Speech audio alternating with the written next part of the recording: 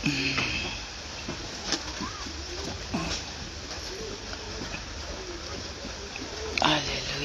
Hallelujah. Praise God. Hallelujah, Jesus. Hallelujah. Hallelujah. Hallelujah. Hallelujah. Hosanna. Hosanna. Praise the Lord. Hallelujah, Jesus. Hallelujah. Ya, vi ele tu ni vai ngale aso. Acha ni vai ngale ole awa uli tsono Samoa. Ya o ye tata uli por kalame uli testimony. Awa ya o me tsara no ye fo ile so ifuanga male. Fili wa ina fo ye tu o tata sangata. Amen. Ya tata no nei tu na le aso. E mo no fatal fatula sungal fatonu. Ngata fo ile fatu ameson no fo yalo. Ye fatal fat for susu ngai fa fe ngai nga mola to falitua e ngata fo ilea ya ole pa ia malu o woma pa anga nei po kalami fa pion tato fa so ai lungo ile fina ngalo le atua amene ye tato no ile nga mal fa mo fese melo e ala lama papa au ai te mau me nei po kalami ya fa man wi le atua ilau fa fonga fa manuia fo ile atua ila sila nei fo vai ngole a uli ia po se temi fo savari tato ile afi e tono Samoa nei a tono ni si tu ole atunu iolo ye la to le pongisa pe to amala ma fo ile tai au ia po me fo wa po wo ye le pongisa ia o me manga opo kala me le atua ile ngole ile nei la lanyo ngi fngade ile lo tato ona fo ma wo au ma wo awale o se no fuanga mo itato wo umona tapena le tuole no fuanga mo o ma tato tino no fata siai ma tato wali faulo Yesu Kristo ma oli maka ko fia ai ya tato no ne va ngale awa uli ya po ne va ngale fia ye ole au tato se talo ya matadi tato po kalame nei va ngale aso le tuolo ma tato ma to vi ya la fio ne va ngale afia Faftai la vai lo fa malo wanga le faftai fo ilo propui o macho wona e ngata fo ile so ifu ona fa na tai mani vai ngole asolo macho tama faftai I por kalame mas se fo ilo upaso I lungo upinga ta fa ilangi le atua Main Street tai taselo fa pio na ngalulu e tama ya vi ya la wa fio ina au na fa tua ngata fo ile ilato fa pio na fa ngai na so ifu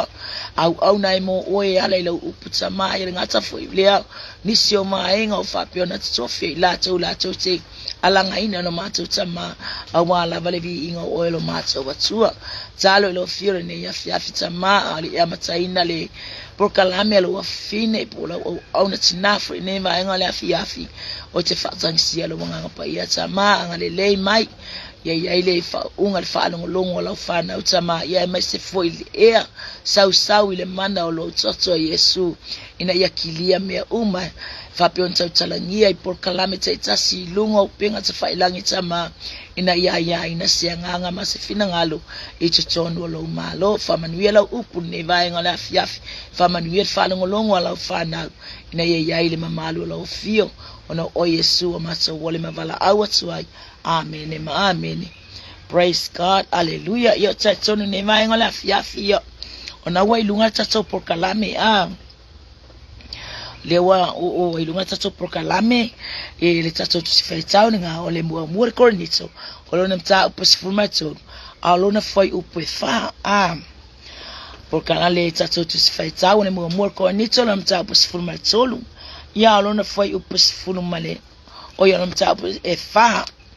ole fale se ya o tso velo foi upumua olo tsala no aina ai ya me tupu le tangata mafamanu yanga le atua e ala I por kalame le atua le tangata wa le mafayo na famanu le atua lo soifu malo wola ka ko umalava le mafainga ka ko ma manuia pe ata to le mala malama ile nganga pa ia le atua wala fo na nga luele nga pa iyo le atua lo fina ngalo o lo fa tanga o le nga o le atua fa u fale yo tata o loto ina ia nga lue fa tasi yo tata tangata male nga pa iyo le atua fa mala malama tilile upua ina ia fa ngo fie ona tata usita ai matata au na e fa tino le fina ngalo pa iyo le atua lo fa piona fetalaye ila na upu Fai maila ia le kako au tūri nei vai ngole afi. Ia tū mau ili alofa faale atua. Amene. Tū mau ili alofa faale atua.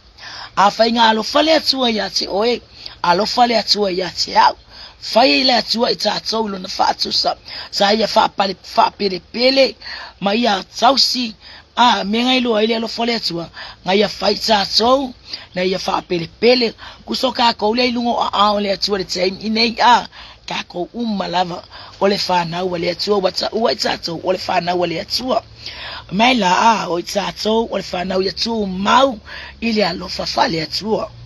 Pole le whale kongo le kangaka. Pole mionga pa tangata piona yai samu ma eva il keminga kuinga ila we tono fato anga yetena fa mai o yai pokala mele tu ya samu ma eva menga ku sa o loko ila we tono fato anga yetena sama mamea uma nga faye le atua mea uma sama mamea uma il fina ngalo le atua na ta pena ye le atua le ulua itangata o atamu ma eva patu wina itotono le fatu anga ai peta ina uanga sala le ulua itangata kalu wai kalu wai le mole meo le mata ala ole kerisiano tato lava ele ngata ina au maile tala ya atamu ma eva ile le mata ala ole tina le matala le tama papenga fo ila ya te tato wakako mala malama fina ngalo le atua ale ka ke momoe kako kele wala fa ale nganga amene fa mai ele fiona pa ya le atua pe fa mai fole upo le atua pole upo la apostolo Paulo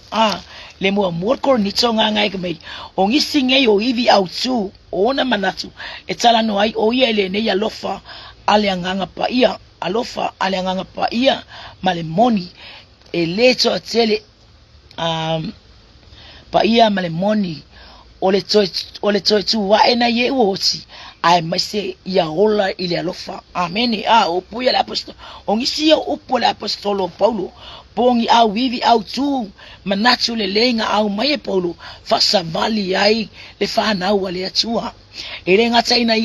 ele ngata ina wa ai le soifu Paulo ala foi ko kango ya apostolo Paulo ko au mai ilanga kusile ya korniso le kale se korniso ngata ya wa ai korniso ole ato korniso ole ato le fana wale atua amen ole ato le kale si ale atua olo au mai la mato tango ya apostolo Paulo ko fa mangaku mai yake o ma ya ona tato matala ya ona tato Vava ai ile alofa malanga le leone atua ai mai se o mea alofa au mai ile atua ya te tato malama umai tato le porkalame ile atua na fo ina ile atua le lalolangi fe menga so nga ngumi le lalolangi ka ko yaile pongisa ka ko yaile le ai o se me ka ko ke malama mai I plan le atua le lalolangi fo inga ile atua vai inga ile atua o menga ko inga mai ka ko le lalolangi fai ile atua le lalolangi wa ai sami ele ole vani monimo o mea umangenga faile atua ole tangata o manu o mea ma fo ele atua mea umang fatino ele atua nga fatino ele nga fatino ele atua e fa nga mola na tangata na ye faya ele ngatala ya atamu maeva alewa o mai lava kako vai kai mi ringe la voloa nga lue pe le atua e fa malie ile ate oile fa fine mala tali ole atua e fa malie ya te tato asia ongol fina ngalo le ole atua nga la ya fausia itato manga ole atua ina kako koya tato toi watu fa fo ya tu levi inga ya te ia kako pepese ma fa manu watu kai mi lava kwa ilo loto ile atua kai mi fo nga lue ile nga pa ia ole atua momoli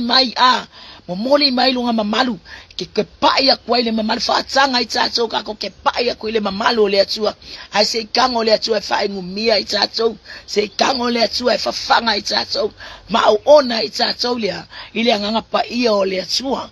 mena kama ngaku autu ia tu mau ile alofa male ile alofa fa le atua amene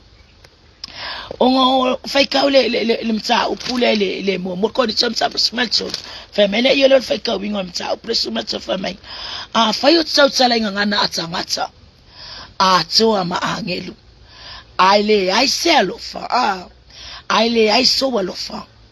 e koe mole mai la apostolo Paulo langa le kako keilo o le tangata yele kai me lo fai o le kanga kai fo le tsaime o le kanga kai kai me lo fai o le kanga kai kai me kai o le kanga ka wole fo selo fa wa o saulo ko ki apolo li lo tsoma le mafofa o le tsiwe aka mai la fo ifa mai fa pe la ko le lo fai e se fo le me la la ka vili me tsono le loto fa mai fai ki ka kala nganga tsangata toa maangelu o le ka ko ke malama ifua o aka foi o le nganga paia nga au mai foi le apostol fali ali mai ma fai lo mai ate tatso ya ona tatso le nei la o tatso o langa fali nganga langa kala ngeya ile apostolo ngeyo o Paulo fe meyo me uma fa kingo me Paulo o le mana ongo Paulo kongo le kale sia konitso nga ia fa fanga o la tso o langa fali nganga nga ia fetu una ilo la tso o langa o ese mai ile leanga ia furitua ina ia foi furitua ile leanga koya fa foi meyo la tso o langa o la tso ile untanga tso le la langi la tso o ikako o le kalesia le tua ele utsangata o le lalo langi tatso wa uma oyo le atali imala fine o le tua ya eso ifua ma o wola o tatso o tsangata o le langi o tatso o tsangata manuia langa na fai tatso le tua ina ya tatso manuia iona manuia o umana ya fola o umana ya foa e maya tatso tenga lulue matatso wa Matato sa o loto wai. Amen. Famela afeto tsalenga ngana atangata ato maangin. Aile iselofa. Ma imau wale kaimi. Ma imau ise. Ukango nge oko fo ile si poma. Mo ma fo le upule ale atua le mo mo ko ni to Ole ka ukala le mo le upole atua. Ka ukala ile alofa. Ile alofa fa ale atua. Ile alofa ole ile alofa Yesu Kristo ma fatino ale por kala me ale tu lo na alofa yati oi lo na alofa yati fa kingo ele ngal kau kala ngale upu malenguku manga omiele fatino nga olo wa lofa ke alofa ile atua afai orza ngata te alofa mal fama oni le atua wa ela fo ai me nga fia yai ai we esta ngai yani nga makako ko iva nga ngai langa ese fo ile makango fio o fuo le lo fanga manga ole apostolo Paulo e ko ka waku ko kongo le kalesia korniso poka ko fo yo fana wole tua le au mai ko ya mai ko polili ilo tatso wola fale nganga e au mai ko polili yo tatso wolanga fatu tua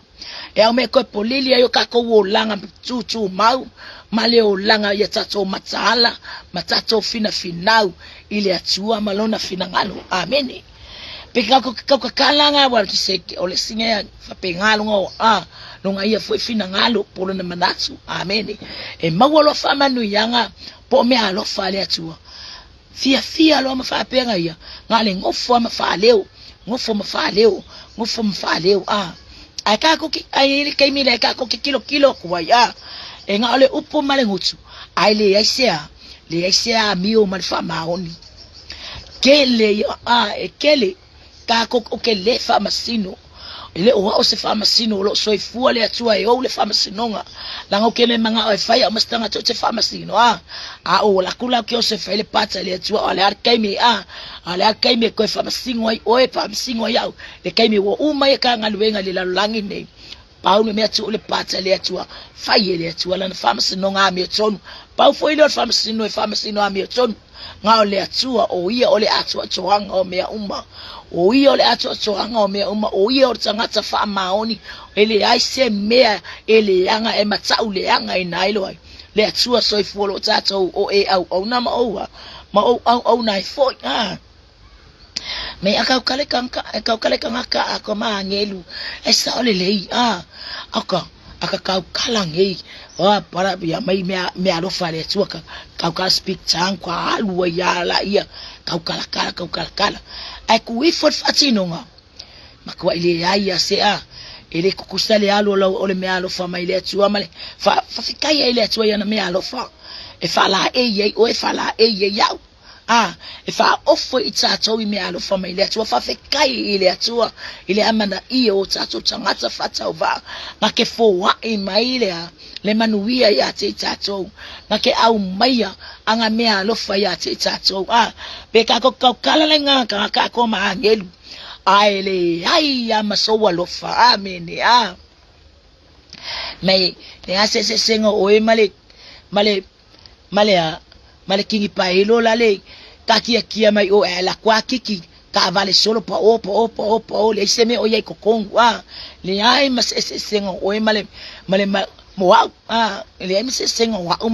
male kingi pa o lale ngal kala kwa ngal fa ku no fa ka vale alu ese le ai seme o ye totonu e fa penga foi la le upole tuale me ya fiaf le ai masea lo foi totonu o tato loto ka ko ke fai ai me male tato wa matata wi le atua amen fe mele foi upunga le mo ngato le condition mta so le fe upunga fa amen fe upunga fa le o ila lo le valu o ka se manga ya fa me ono sai manga le leile alofa amen fe me ongo sai anga le leile alofa amen ele lo si vale ongo sai ale alofa po wa fe me kanga kailianga ole aka akua pe me kanga kailianga o kanga e fa o pusa ile mau e mali so tangata pika mai yaki oe poangi menga kupu mavivesi lau mai lo leanga lau mai le la fe mai ono sai ono sai manga le leile alofa amen ke le mai kawa ngi masei ke le kango fa keungi mele anga ilo loto fa ke loa wangi kala wa fo ngi mele la kanga kaplo so sa tangata o la fai ati o femeo ki kango fue ka fimea amen au ki kango fue ka finga mele anga kango ave esemele anga nga ai ku oi pe anga ole nga olo loto ile atua amen femei ono sai anga le leile alofa amen ono sai ile fa amisa le alofa ile kawi masui le alofa ile fau le anga le alofa amen ba Yesu Kristo male porka la mele atua ilo na alo Yesu Kristo me sa ili nga uanga sala le ruai tangata o atamu maeva ele imalo lo ele imapur fina ngalo le atua nga sa ili le langi nga sa ili sa ili le langi sa ili le langi nga sa ili ya angelu o fela mang le ai masesi ya mafainga ya talia le manao le atua kalia le fina ngalo le atua inga ia koe fa fo wina ma koe fa kula inga mailea le tangata na ia faia amen fa mailea le fionga pa ia le atua le atato te tata la noia fa mene imapure ma fa le atua le lo faia te oi ile lo faia te amen menga sa ili akilo me le ai se kasinga kali mai le ai se kasi mali fina ngalo le atua fa mai ko mai le atua lo na alo pele eto atasi o Yesu Kristo fa atino ai le alo fole atua ya te o ma inga ia ko fausia le lenga ile va le tangata male atua amen inga ia ko fausia le tangata ma ia ko fa fausia le lenga ile va le atua ma tangata ina uanga sala le ruai tangata amen mai la nga sa ilia mea na au mai la vele swalo na alo o Yesu Kristo wa winga fa tasi martangata nga amusia foi na kele ia ikala o fai kionga o manatu o upuleanga na lafo ya Yesu wa o upuai eve me winga sa vali le vao luko fe ai hele popole tamalu hele popole yai ole aka foi ngale tsa inga le apostolo Paulo yo tatso tangata yao nga kakowa yao na tatso Fatino le alofo le tua ya te tato. Umo e pe o mafafonga ile tusi le me o mafafonga. O le kau kala ya ka ya au. O le kau kala ile upo le tua le alofa le ai ke ya un fo le sky mo ko mafafa le upulia. Alo ko sole ke mo ya fa mai. Le hayo o le alofa nga le tua ngai o le alofa nga le tua ngai au mai tono ko ni tonga ngai manga o ya velo lo fa pe o le alofa Yesu. Amen. Mai o le alofa nga Yesu ngai nga fe kiwe. Ngala manga o le apostolo polo. Ya fa fo ila o ile alofa nga alofa. Ile alofa fa le tua nga alofa ya ti oi. Alofa ya tato malama le fa na o le tua. Mai o mafafa nga sa ola la ngole atua le atua soa ole atua ele ai se tse tusa male atua o yo tangata atua ele ai se me pispisi ai ilato umo enga luenga le atua ye ke me lape ai ye ke me mukaile lofa bole afo le le va le ngale e lofa le kasi aye yer ke me mo ile lofa. Amen. Pole afo il fa maongi e yer kai me pelo ile alofa. Amen. Ya yer kai me pelo ile alofa ele pe yo le alofa Yesu Kristo ele pe yo le alofa le tua ya tetato fatino le alofa ile me fa pe on fina ngalo ye ile tua ka ko kele fa kingola fa ole ka ko walo fa la kelo kamaka o ka se fa ole na me e ka fa iska me kikila le wa ka fa si finyo kalau faz fingom kau ingala le ai mai lo le pa ko orchin oka ya ang safo so masima mai lava ya so nyala umalva ya so ale masima sa suka ale suka sa fasimori oka le alo fala nga le manga ola apostolo polu kakango fi ave esere alo fanga kakango fi ave ese la ngala femai afa tsale ngana tsangata atso maangedu ale eso walofa le ya nga mai mau for kemi si le pe ya lwe si le ya la pe aku ulele ku ulele upole atua ayalo le family le menga ke mga awai ai awaka ko ke mai afa ke mga ke malili ngala ngai kau kala ile klasi ya ngai le upole atua mai fa no ke malili ya ko malili ile ngan ka afa kongoleng ngaluenga le tsu madili ai mga ke vevela alo fa vevela alo fa madili wa ile ngan ka ko wo mangi afa ngaluenga le tsu anga fe fe punga elua tsali posume palo tsang afa fo yo tsema fa yo na valo mo wi lo meli lo umma ole ka ukala la apostolo ile kelo fa manu yang fa le nganga po me alo fale atua ilungola na fana e mafaya lan kako kakala e mafai fo kako apalaya me alo faya le atua au maya ke kako fale ala feme ale aya selo fai meya penga olo kakala e unha piwa masemea e unha piwa masemea ka ke o maka ua le langi male ola fa e le ai masisa fanga ka ua le langi male ola fa pe aka ko le fatino male fa mahoni le alofa le atua nga alofa ya tato ai amu ia falinga ya tua pe aka ko kilo ile upo le atua e makua e yaka akor so ifuanga kangaka e au na ile atua le au mai o mea e fasa o mea e fatanga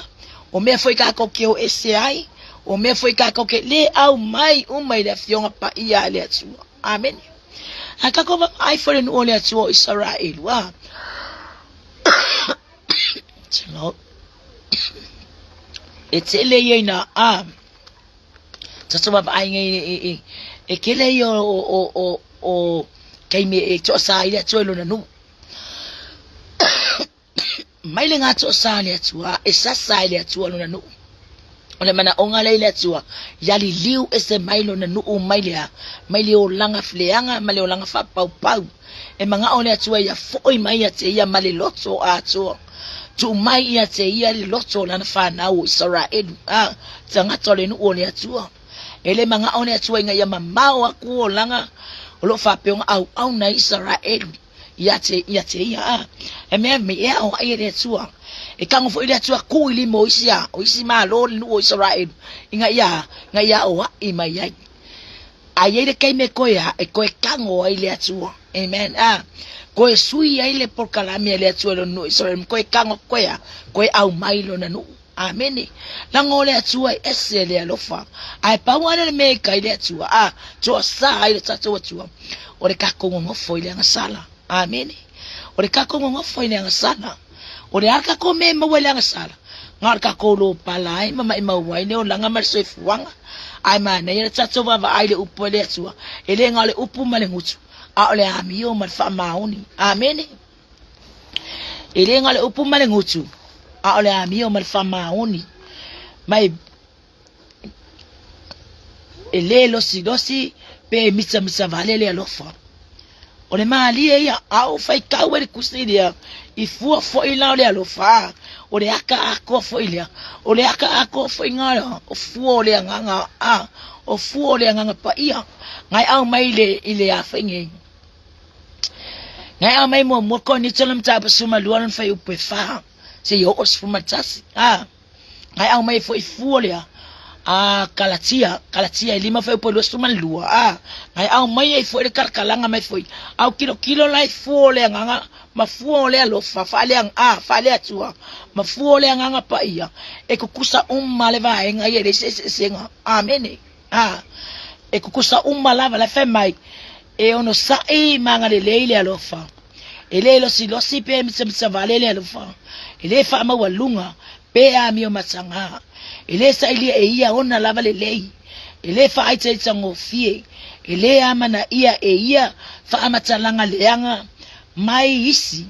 ele fia ile amio leanga ai fia ile fa maoni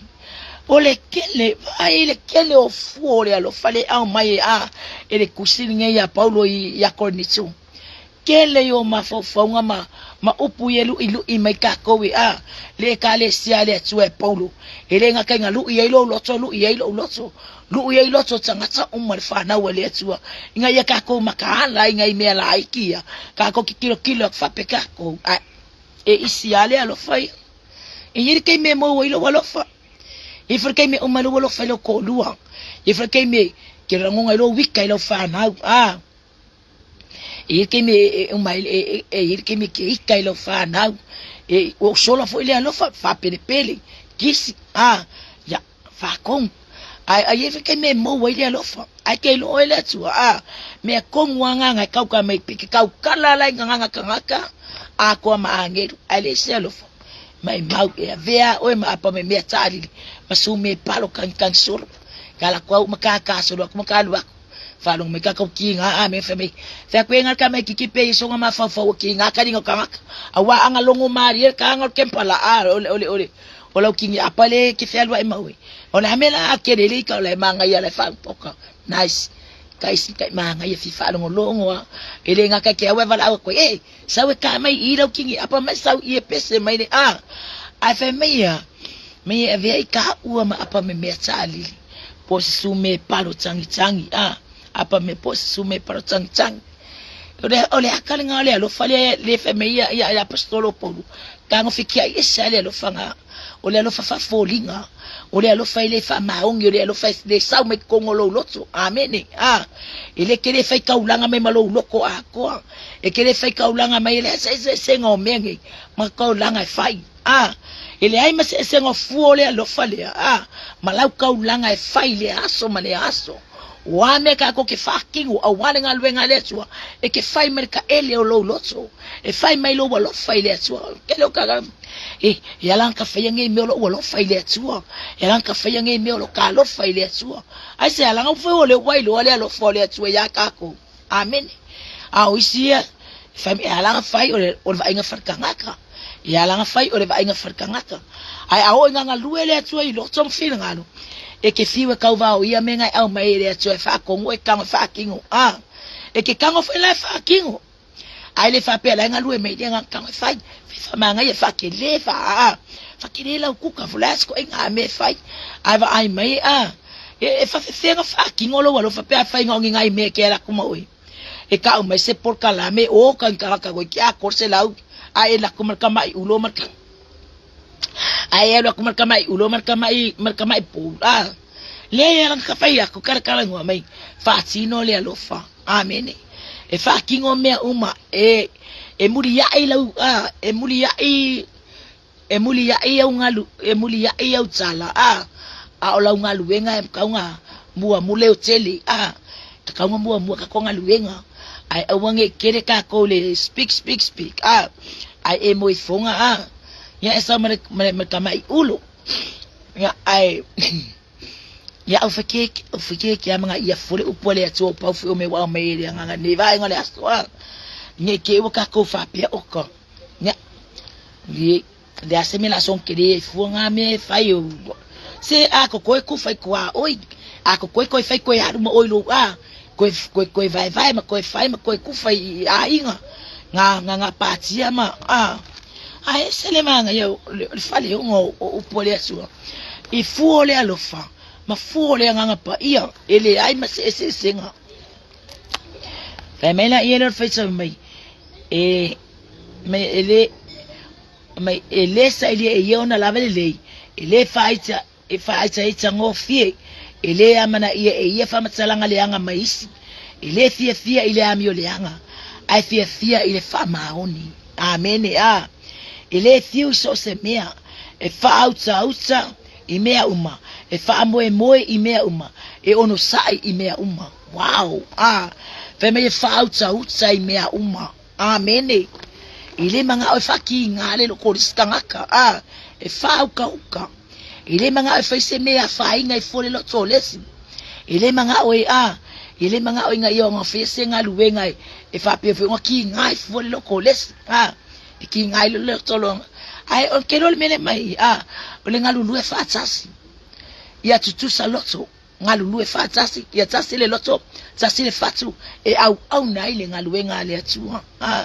ele mafinga ka ko mafia se me pe afika ko kia ngaka ko ngalulu ai le fatino marka ko ka kala nga upuma malengutu ai le ska ko ka ngo fe fucking o man fa maun ai manga ia ka ko ngalulu e marka ko va ai le upole atu ngalu e metsono le mai le fatu fai mai le fatu amene mi vale keren ka va ai ka longa ia la kapi wan ka longa man malo ka ko tunu sa moa oka ka fa me ia la ka male fai mai le fatu la ngo kengi le fai mai le fatu amene e fa pengala le upole atu e fai mai le fatu e fai mai ko kongo ka ko loko amene afika ko kfie manuia ka ko fa aile upole atu e fa tonu ayo tatso wolanga fa foi yo tatso wolanga ina ia tini matauno ole fa moe o tatso lo fa piona tatso lo fa piona tatso sai fina matatu tau fituli ina ia fa piona tatso mo sini mal autu ole langi male ole fa va ele ma fainga ka ko wole langi pe afeki kango ave se me kas afa pe ngela fa pe ya ulava ulanga le ole alofa ulava ole alofa ilanga le ayalu alu mukalo wanga le ayalu langa kela me ko fa pe nga sue masi suka ke ya ufai mai ole se mea au safo nga ai nga makwale ngi fai ai nga ko nga kala fa pe nga au safo nga femi o sai au wangi ku ole anga le ongo sai fai anga le au ka ko ku ole anga le ye ka ko fa pale mka ko fa kingo pele lo fa se ia I ur ka sinionga amen pe ya Yesu mai ere fiu so semia e fa tua I mea uma e fa moe I mea uma e ono sai I mea uma amen fa mer fa punga e valu ele uma le alofa o valo anga ele tu maula tu o ngana foi ole amo watu ila tu e pei foi ole poto e iu ina mavai atu awa ele atu lo tatu poto ele atu foi atu valo anga ai au maile fa atu ina ole ngale ole mea ona le ngale ole mea le atu amen o ila atu ngale ka ko fakari kali o Yesu Kristo oro fa anganga kako pokalame mea uma e kako savalinga mar kako toftulinga ore fa anganga ifia ile malo le atua amen ele fa peolo kako kausinyo kokioi New Zealand Australia ale mfenka ko New Zealand Australia la mfenka ko New Zealand Australia fia se vai panole la lang empoleare mau fia fa yanga ya a meia kako ke finga ya ole langi maleola fa va kai foi le lotso ile upole atua onga ole karkong ila tso umale ufa nga ina mala wina le atua la tso soifua o ila tso nga ka ko le malama le upu ai afingi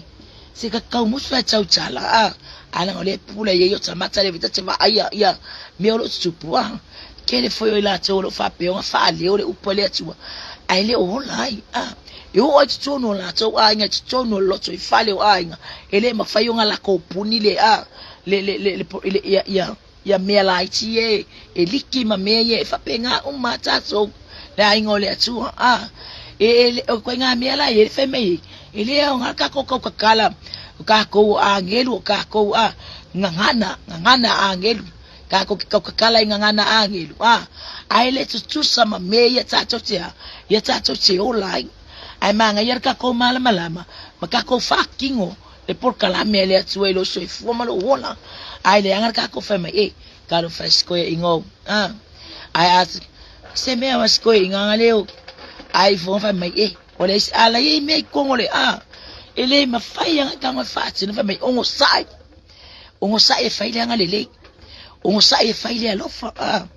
ongo sai faile fa le afingi ongo sai faile fie on sa fie le famaoni amen me manga ka ko kilo ye mtatso vai e ao ona tatso fatino por kala me uma wa vala awina ilo chef wet sono ngalwenga le tsua ai so ye ka ko ke manga oe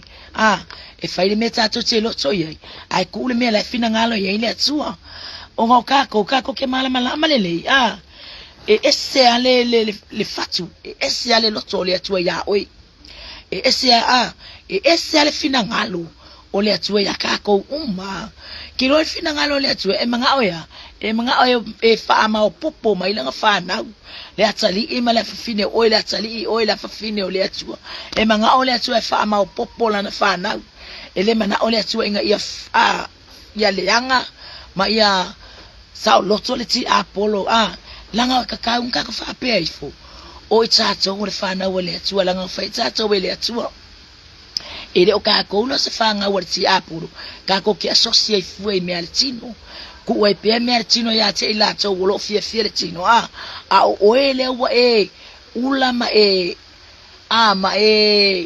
inu isua malio ale upole atua ka ko finga au amen ka ko finga au na ya tau la wo lo famo moi nga ya ka fo la wo lo famo moi langa o ka ko mo fai lo ye le atua me o ma ka ko ke fa kingo me manga ese mai foi kako mai lo loko le sala le wa mai tata wele atua ilona finangalo ngai fa ngalo so fa ngalo bola kako ka ngo filo ya wala vayele kai minga kako val se chulo wala ngutsuma le mala wala vayele kai minga kako vale ai wala vayele kai minga pure ki apolo yo tata tsangatsa wala vayele kai minga kako yoe va ve kwa ile ti apolo wala vale amen ala fe mai ele thiu so se mea e fa auta e fa tua i mea uma e fa moe i mea uma e ono sa i mea uma amen fe mai e fa tua i mea uma e fa moe i mea uma a fe mai foi ono sa i mea uma o oka mea le atua ele manga ole atua se mea kako ke fa akingo mas kako loko pala ele manga one toka ke me failanga ngaluwenga ma le loto pala malo loko kusikusi dima malo kako manga ku fa ma walunga mo kako wolanga pa ale manga one to famia kako mai lalo male loto fa ma ulalo kako ke au nga kwa ya teia ele ai se me sidinga lo kako wa puleo tato loto amen ka se me kako ke manga o mio kako loko inga ya puleo tato wolanga ai nga ia fa pe nga vi ese mai o tato wo langa mai le loto ole anga sala o kale manga ye le upe ka kangongi fake mai ele umale alofa a o valo anga ele tu mau ila so o ngana foi ole a mo watu ila so amen o ngana foi ole a mo watu ila so e pe foi ole poto e u ina mavai atu le poto amen hallelujah wa ele ato lo tato poto ele ato foi ato valo anga ai a o maile fa ato ina ona le ya ngale ole amen ona le ya ngale o ona le ya ngale o mea le ato o me ato le atua e me o paule le me ka kokea paula le me ka koke manga o mia ole ato ole ato lo fa pe kufa mai ate tato amen fa manatu mai lo nanga pa ia me o mai ka ko savavani ai le kai ka inga kai ka e foi apostolo paulo ya le kale sie cornito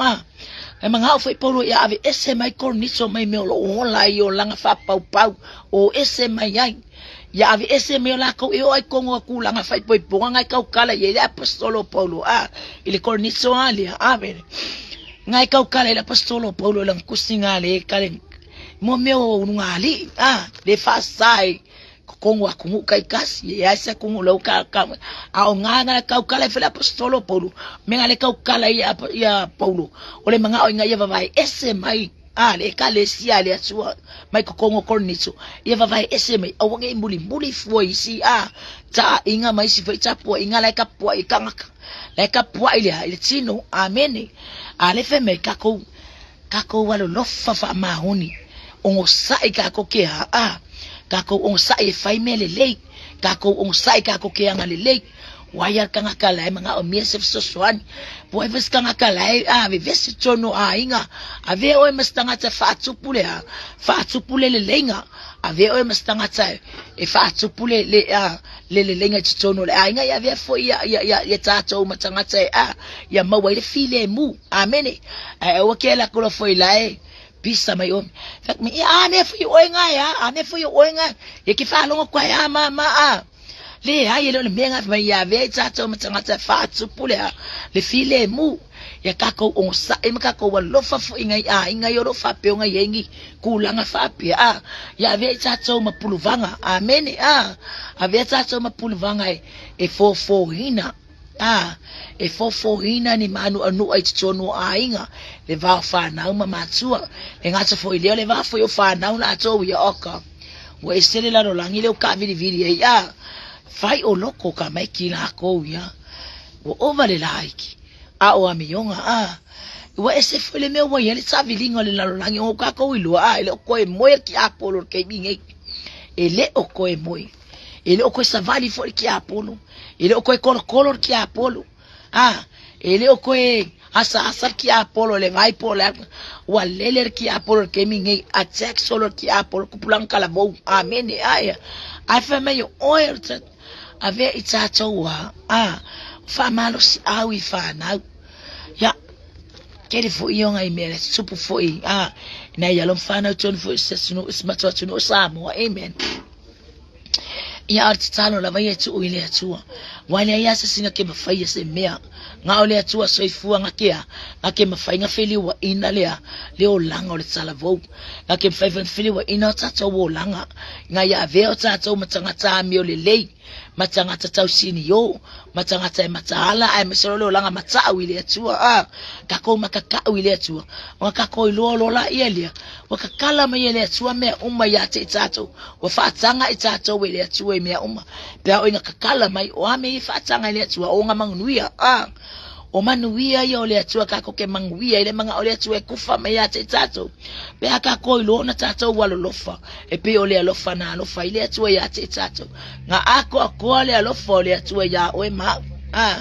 nga ako ile ifaka nga alofa ile ifa pe amenga nga sala lo atamu ma eva au mai lo fa pe akamu ya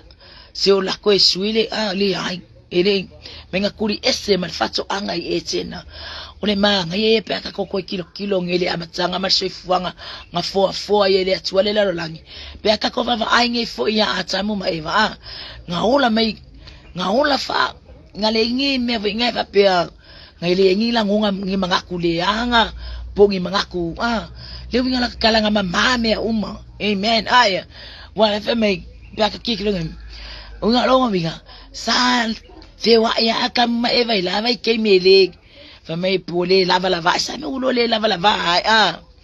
wala lafi wa ilole la matanga amen asa sior ila wele mamalo le atua amen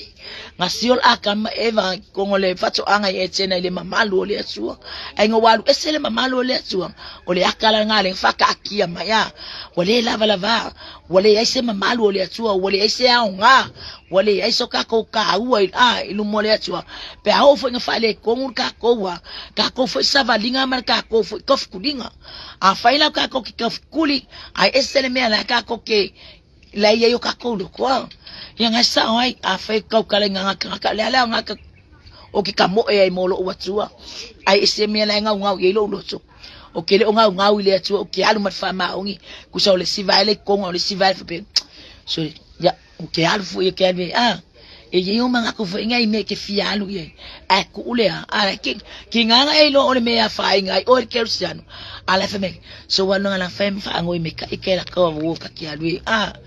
ki nganga e lo ole me fa le tonu el so fuanga ala ki kama fa ye ki alu ya kupu mai lola yele mal fa fitauli o ele lo fa vasenga sui lo male mafa we se lo la ngona mama nasu asia se o lo fa unga se o lo feeling ai akokole lo fole tu yo tato lo tu happy aka ko wia ne se me la life fa ngo Coupe still praise the Lord still vi ia le tu ke mi uma va tsaitsa mali le saka kupe va kai kama kango o ko kapenga masi kupe makaika tsaitsa ma uri sima komea ai kango o kapenga ke lo e kango le tu va ku angelu e va ku le angelu fanga oe e va ku ya angelu va ku le kupe o me va penga ka ko kilo le femis e foi stanga sa vingane la mele tu ki alu e mo so swanginga e mai fu ya ka ko wale nganga fu ngale ole nganga ka ngale sia mawalunga le nganga vinga ba i lo ma ka me yang sa fu ya lo fu ya ki fa me ye va ku saka pi sema lo se la pus fa ko foi ilang ngale fe mga ya apostolo Paulo ya ave ese mai maeli ile fia ile tu mai maulo kole mai maulo kole pisi yak foi ngamia aile kakala kakova aile tu ama kakova ai Emmanuel le tu kangole tu ya ole menga tsaile ma le mna chotsanga o inga kula e lo le tu e fa kingolonga lo fa ya tse o matsato malava ai le fa pe fa kingonga le lo fo le tu e kanga kala la ke le la ksfulu ai la ke le la ko senge la ke le la ko ke lo me mga kauli le tu nga olowa o la matsaua amene e lo le tu ai maka e ka menga ke lo le tu nga wa ese mai mele anga fa fika u ngela lan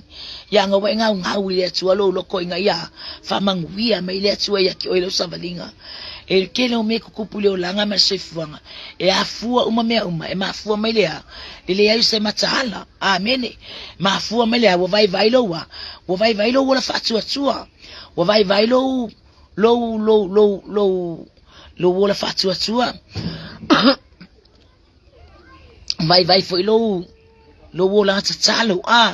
leo la tsalo vai leo la ana pongi ai o me ye fa malo si au e kako o me foi e kako ke fa ka vo ai vai au ire kako ke lo ile le sa amayo manuio le tu ai atsato kako ke la ngonga inga pe masa nga tsalo kala pula so anga pongi e ke ngofufu ai e ke falongo e sale me le kala ngo mai lo lotso le ka ukala le nganga ya che oi le fa so mai le nganga le fa so mai le manui le nganga ya che tsato ka ko ke va ai le upo le tu e asa si me e au mai le nganga le tu ya che tsato o langa upu amene o langa upo ye ka ko kausi ye ka ko fa ye ka ko afia lo fani ye ka ko ku mau le fa ile file mu ya kakoku mau ile fasa o tonga o fasa o loko e kako ele atua ya kakoku mau fo yona manuia onga o mea yo kako ilua o mea uma kako ke fakingo e fakingo mea uma tatoa ngalulue mole atua malon fina ngalu kako kile ngalulue maskangaka ele sa ufastanga te me lo kawi kako ke e un kaka fakingo e kako ke un kaka e fakingo fina ngalo le atua ai ke loi o inga ua uma ho inga vala au le atua ya ke o au le ke usika e pele mene manga o le atua ele kau makela malanga ngawa amen ele kau makela foi la wa foi ngalu venga fatino amen o ke alu awia o ke alu oli o ke alu fia o ke alu sa loko o ke alu fia o ke alu malo ulo so fa tsai le tu mfama no ile tu o nga ka ko ngwa ka ko ke finga mala welia ile langi mali o la fa va ile iskanga kai kau ki ngai la longi ai le pale langa ai le pale yang ngalu venga fatino ile tino ne mala e lo ko se fe mai hai menga ko ama ko ai lo ar sa le euro le afipe o ke mi oki ai se tu lo fa fong on le se ai lo ala la ki ka alpa ai ku ala ki le angali ala fe me ke la kwa ya le fa va le ai ye ka ko makala ine o mama le upole atu ile ya fa ya mo le langi ele fa ya mo o le langi ma le o le fa va pe a fa ko nga o langa le o la ya a fa le la ko nga o langa le o la ya o ma we me vi ngai ye or ke mi we ko le fa sangor ke mi we fa for ke mi we ko or ke mi wo e ave fa ele nga sa fa ilia era e la ngona i fletsi nga e si nga le ka le sia ke no le mali o le se me foi o ma ngef e ka ka ye o ke le ele e fam e a mai ngi o ka pepe se vivi ska ngi si kongo le malo le atua e o fa ka ya kai me pa ye le nga le atua lo ka loko o ke kangi le o ke malingi lo i maka o lo loko makwa i ako fa mangu le atua fa fe kai wo fio linga le nga pa ia le nga le atua lo ka loko o ka oli e o ka fia ai o le skemi va ko la vo ku mai le pa la in e ko vo se ko in ko step in kongo le e fa pia e se fu ia ko inga ai pa wale ka ko kakalo moanga kakalo moanga lo fa pia onga manu malo inga chiapo ya ai hala fa inga mang malo ki apo lo kakala fu fa ko o ka ko lo fa ko ka ko lo ka mau fa ko le fa ko o ka ko lo ko amen ai aungi ka ko inga fu e meritino ola wa ka ko ki inga fu e meritino ku wai pele tino ya ko nga we ya la ko ya ma o ya la ko ya mala ko lu ko ya la ko ungo me budi ai ka ko nga ka ko we le tsua vanga ka ko lo ko ile tsua se ya vanga ka ko lo ko ka ko vanga ku ile tsua ka ko lo ko nga ye fa pe nga ka ko ku ma we ile tsua ku ma we le mamaru ku ma we le alofa ku ma we fa ma ongi le tsua nga ya ka ko karisa pa ya mangu ye kai me muli ile kai me wa wa ya unga luenga fa atino ngila langelo ese form o online ya ka ko sa o gim ka sanga yang fa filu wa ka ko mai ya yesu au na lele ye mal fa maoni ina e ulu fale mai ya le fia o lo wali ulu fale mai ele fa mai au na le mal fa maoni mai alo ku fa fo le ai o le tsanga ngai le fa maoni le se ye le ta le ni tsas fa ko ya le ko ai la kulia ala ku kama lo ye le ai kangwe para amen ai me venga manga ye ka ko fa mva ai le upole atua e fa me ese por mayo me le kala le loi mai le paie ina e aluia ile loi e va ai ana mio ina ye e potso ai amen ya ka e lo ka ko nganga fa ko le kiki ai aka ponga fo e po ale se kingo ai ange wa o le tanga tsala fa tonu mer tu spa ye ke makamaka le loi ele malo lo ke mi uma ele malo lo alwa kusau aka kilo ngai makamaka le loi e singe kama me aka ve ngo se me se fasi me ai la po koso mai a fa pu ko fere fa pu ko ye au ka ko na e mawole malo si ko ako ma fo fa ai makua i le fa nga hina tau le fa nga tau ka ko ma fo fa amene al ma nga ya la yo ka ko va ai le tu ma long figa ngano e fa ma si awe fo ka ko le upo le tu nga ya ka ko ku ma we pia fa me le yo le sala le o fu la yo le o fu le fingi o le fu le ole alo fole atu kala tia nga sa we fole nganga ale konito nga suma kolu suma lua fe upe fanga me suma kas konito kolu sulua konito suma lua o fuala yo le ole alofa e matalasi me alofa amen o fuole ole nganga pa ia ma fuole e matalasi me alofa aita silava le nganga ia e matala si foi faiva ata si lava le ali ia e matala si foi mema mana ata si lava le atua o le na te matuanga lue i mea uma o le mea nga ta si lava le atua o le na te matuanga lue i mea uma i tangata uma lava o foi na te tasi tangata le faalinga o le nganga ya o nga hai wa fa ina mai wa fo ina mai le tasi le upu o le poto le ele nganga ele tasi fo ile upu le malama e tusa male upu tusa male nganga e tasi le yo meio que kangola ulawa bea o kilo ngai fo le nganga ma fo le o le alofa a fo le nganga le fame ka le alofa oli file mu on sai anga le mata alofa fa maoni anga malu ale vo sa fo le alofa oka e ma kwa kele fo ya matalasi me alofa eta silava le nganga ia e matalasi foi faiva mai o wa fo ina mai ele tasile upo potso le nganga ele tasile upo le mala malama e tusa male nganga etas e mafua uma kaula uma fo imea uma o le nganga o le atua amen aka konga luele fa kingo le alofa le fa e afinge e fina ngalo ele atua ya tata fatino ele ia se mea ka ko anka kai fu ala vai e ka ko ki fai kaule afionga pa ia le sua ma o mai tatso ai ngalo ka ko finga o le poto mala e ngata mai ele o ka ko le langi ele o ka ko le mere ka ko ka sinyo ye be a fai le poto sa ngata malonga mala ai tata ile soi fu au na ile upole atua e fa wa upea I lava se ia o ina tini lau tambu enga ile langi male ola fa va ki ka ko ke ngofo ko fa ka se mar ka ko I fa o Yesu Kristo ya ai le poko ka ko e afengi e pisa ile alofa ai le fa tino a ole alofa le manga o ye ile atua ole alofa nga alofa ile atua ya tatu alofa au fo atua lo wola malo loto atua e fa atino I lau au nanga ile atua langa aka ko faya meia ka ko lo fa mau nginga ile atua aka ko fi ngawe fai mea yo fua yo le nganga mafua le alo fale au maile ile tusile akalatia Marcus ile Cornito ile apostolo Paulo ile ka umake aka ko ile ka umake ale unga mal soifu ole soifu male malo uolo lo fa pe ngako au nai ya ka ko fi ngau ki ka ko fi ngam ka ko fa mal losi yem ka ko on sa ile vai e fa ile lo fa le manga o ye ile tsua ya ka ko fa ya me ya lo fa ile tsua ya tatu e wongi ka ko fa se me ya wongi ka ko fa se me e fa